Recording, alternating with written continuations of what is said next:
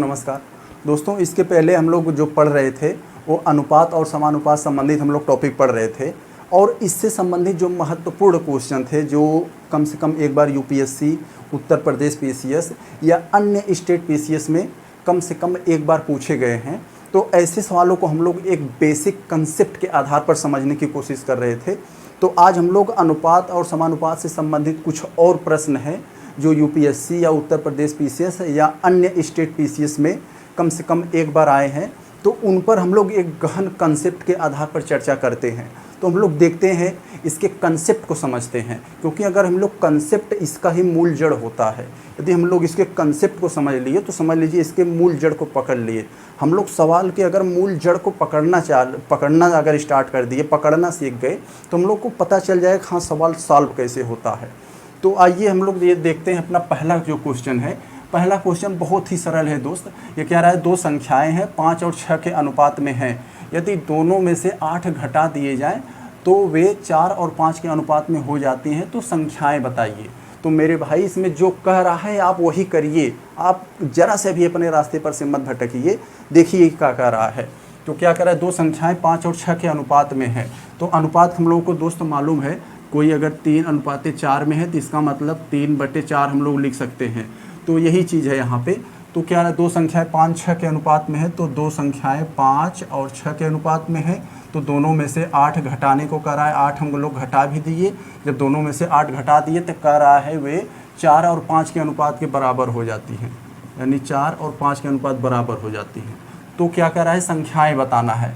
तो ये संख्याएँ हम लोग को दिया है पहले, तो ये रियल नहीं है, ये अनुपात में है, तो यहाँ हम लोग x मान ले रहे हैं 5x और इसको 6x। ये पहली को हम लोग 5x मान लिए और दूसरी को हम लोग 6x मान लिए। अब देखिए इसकी कहानी ख़त्म हो गई। ये सवाल की, सवाल में अब कोई दम नहीं बचा है, जो करना था यही करना है। अब देखिए इसमें हम करेंगे क्या, बस गुणा भाग, अगर जोड़ घटाना गुणा भाग यही करना है इसमें। अब इसमें ऐसे गुणा कर दिए तिर्यक, तो यहाँ क्या होगा, 5×5 = 25x minus 8×5 = 40 equal to 6×4 = 24x और फिर माइनस 8×4 = 32। अब देखिए क्या करना है इसमें, यहाँ 25x हो गया, यहाँ 24x होगा, इधर लेकर आएंगे घट जाएगा, x हो जाएगा।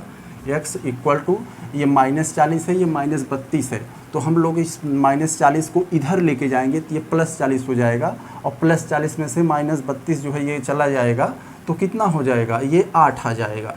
तो 40 में से 32 गए, 8 बचेगा। अब देखिए हम लोगों को मिल गया x की वैल्यू हम लोग पा गए। दोनों संख्याओं को हम लोग निकाल सकते हैं। तो पहली संख्या को हम लोग 5x माना है, दूसरी को 6x। तो जो पहली संख्या है वो कितनी है, 5x। 5x का यहाँ मतलब हो गया 5 गुणे, और ये 8 से हम लोग गुणा कर दें तो 8×5 = 40, यानी पहली संख्या जो है वो 40 है। इसी प्रकार हम लोग दूसरी संख्या भी निकाल सकते। दूसरी संख्या को हम लोग 6x मान लिए हैं, तो 6x माने हैं, तो यहाँ 6 इंटू क्या होगा 6, यहाँ हम लोगों ने 6x माना है, तो 6 और यहाँ 8 आई है, x की वैल्यू 8 आ गई है, 8 आ गई है, तो 8 × 48 हो जाएगा। तो ये हो गया, पहली संख्या 40 तो दूसरी 48। ये हम लोगों ने देख लिया, कितना ही सरल सवाल था ये। तो ऐसे ही सवाल ये यूपीएससी या उत्तर प्रदेश पीसीएस पूछे जाते हैं, सिर्फ कहने का थोड़ा सा इनका तरीका अलग होता है। अब हम लोग चलते हैं अपने दूसरे क्वेश्चन पर, देखते हैं हम लोगों का दूसरा क्वेश्चन क्या कह रहा है। तो चलिए देखते हैं दूसरा क्वेश्चन।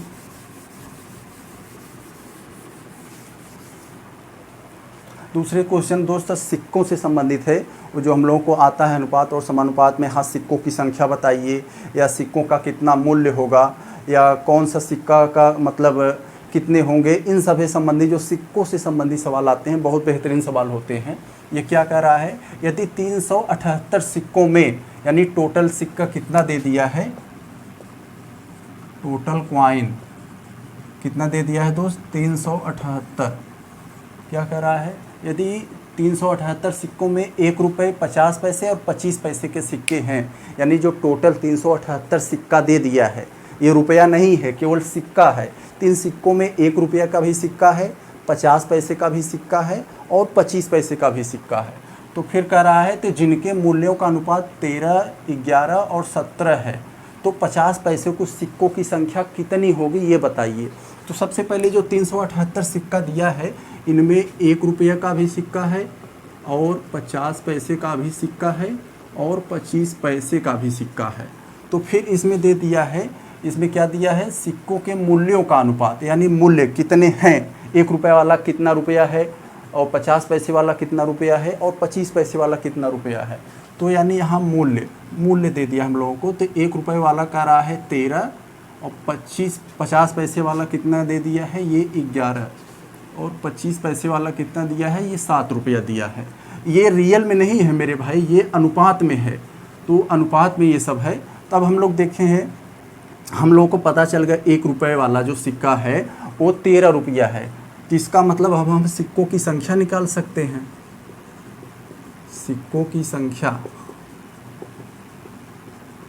देखिए कैसे हम सिक्कों की संख्या निकालेंगे। हम लोग को अब पता चल गया कि 1 रुपये वाला 13 रुपया है।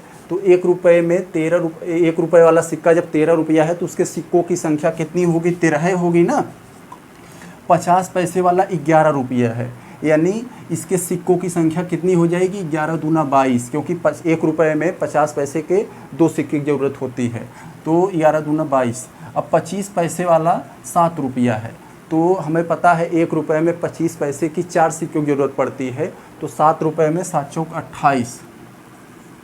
28 हो गया। अब देखिए ये अनुपात में है, रियल में नहीं है। तो अनुपात में सिक्कों की संख्या कुल टोटल कितनी हो जाएगी, ये टोटल कितना हो जाएगा, 8 2 10 3 13 और 1 2 3 2 5 और 1 6, 63। देखिए 63 हो गई।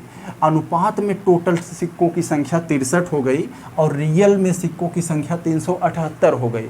अब एक चीज़ हम लोगों को मालूम होता है, जो हम लोग अनुपात समानुपात पढ़ते हैं, तो हम लोग रियल और जो है अनुपात, रियल और रेशियो को बराबर करना पड़ता है, तो हमारा आंसर क्वेश्चन सॉल्व हो जाता है।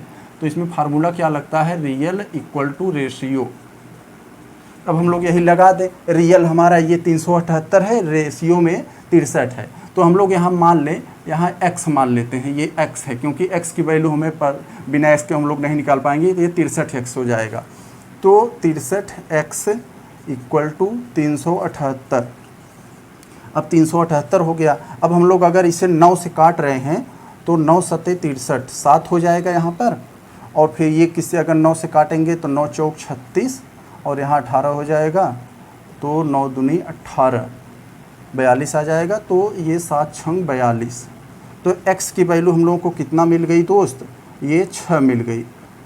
अब देखिए हम लोग क्या जो पूछा है 50 पैसे के सिक्कों की संख्या कितनी होगी, ये आराम से बता सकते हैं, क्योंकि 50 पैसे की जो सिक्कों की संख्या है हमने इसे 22x मान लिया है। तो 50 पैसे वाली कितनी होगी, 50 पैसों की संख्या कितनी होगी, 22x।